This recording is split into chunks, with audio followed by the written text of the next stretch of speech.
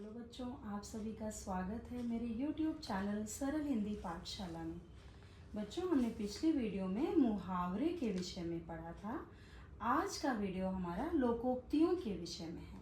लोकोक्तियाँ अर्थात लोक में कही गई उक्ति। उक्ति मतलब कथन। अब हम परिभाषा देख लेते हैं बच्चों। लोकोक्ति वे वाक्य या कथन होते हैं जो लंबे अनुभव और परंपरा से बनते हैं, है ना। आगे देख लेते हैं। ये समाज में बार बार प्रयोग किए जाने के कारण स्थायी रूप ले लेते हैं। स्थायी रूप मतलब कभी खत्म नहीं होता उनका रूप। वो पुराने समय से लोकोक्तियाँ उसी रूप में चली आ रही हैं हमारे सामने। लोकोक्तियाँ सामान्य जीवन के गहरे सत्य, शिक्षा या उपदेश को संक्षिप्त और प्रभावशाली ढंग से व्यक्त करती हैं। ठीक है। मुहावरे क्या होते हैं और लोकोक्तियाँ क्या होती हैं, दोनों में हम अंतर जान लेते हैं बच्चों। ये मैंने अंतर भी आपके लिए लिख दिया है। देखिए ये देख लेते हैं। मुहावरा मूलतः एक वाक्यांश है। ध्यान दीजिए इस बात पर, दोनों का अंतर आपको क्लियर हो जाएगा। मूलतः एक वाक्यांश है कौन? मुहावरा। और उसमें स्वतंत्र वाक्य बनने की क्षमता नहीं होती। इस बात पर आपको ध्यान देना है कि जो मुहावरे होते हैं बच्चों, वो एक स्वतंत्र वाक्य बन नहीं सकते। वह प्रयुक्त वाक्य का ही अंग बन जाते हैं। प्रयुक्त मतलब जिस भी वाक्य में वो प्रयोग किए जाते हैं उन्हीं का अंग बन जाते हैं। और लोकोक्ति क्या होती है, अभी आपको क्लियर हो जाएगा। लोकोक्ति का प्रयोग अधिकतर स्वतंत्र वाक्य के रूप में ही होता है। अब इसके लिए एक हम उदाहरण देख लेते हैं। जैसे कल हमने पढ़ा था, पिछली वीडियो में हमने पढ़ा था ना, पानी पानी होना मुहावरा था एक हमारा। तो पानी पानी होना क्या, जब तक वो वाक्य में नहीं प्रयोग होगा उसका अर्थ क्लियर नहीं होगा। लेकिन हमारी जो लोकोक्ति है, जैसे एक उदाहरण हम देख लेते हैं, लिखा है मैंने आपके लिए।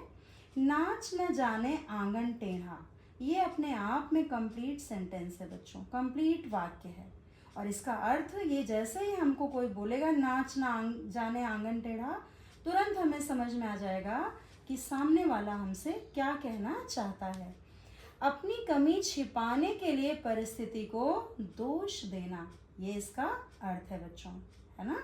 एक और है हमारा अंतर। सामान्यतः मुहावरा आकार में छोटा और लोकोक्ति बड़ी होती है। ठीक है, क्योंकि वो कंप्लीट वाक्य होता है लोकोक्ति, और मुहावरा वाक्य में प्रयोग होता है।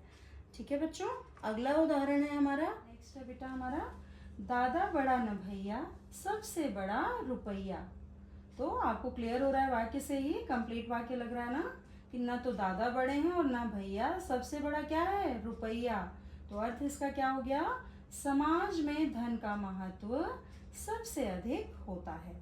नेक्स्ट है बच्चों, आगे कुआं पीछे खाई। तो क्लियर हो रहा है ये भी वाक्य, देखिए कि दोनों तरफ मुसीबत होना, विपत्ति होना, परेशानी होना। नेक्स्ट है, नीम हकीम खतर ए जान, मतलब खतरा है जान को।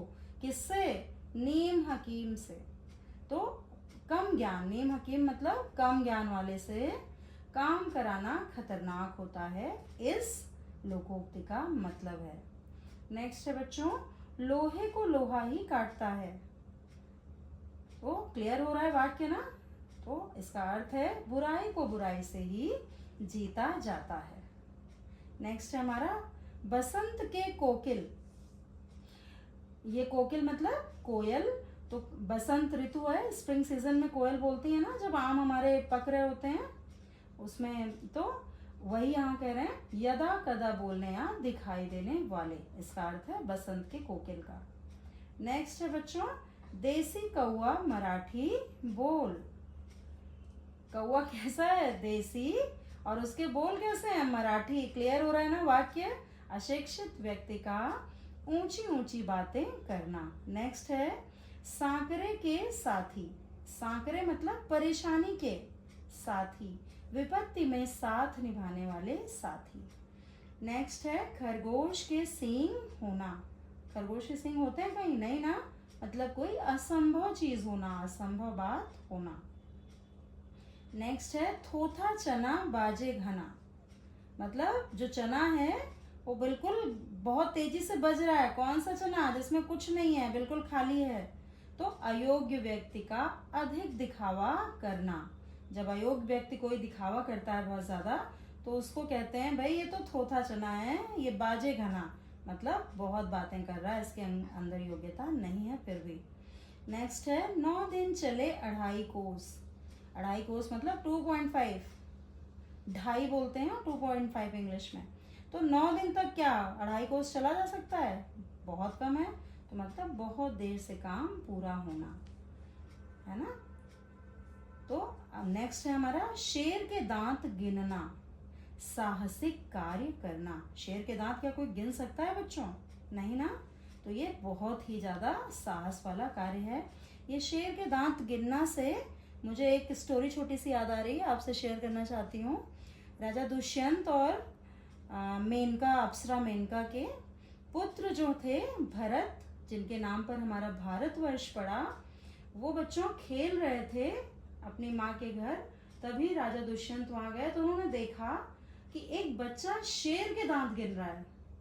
राजा भरत बचपन में ही जब 2-2.5 वर्ष के थे तो शेर के दांत गिन रहे थे। तो उनको आश्चर्य हुआ कि अरे ये कौन सा बच्चा है जो शेर के दांत गिन रहा है, इतना बहादुर।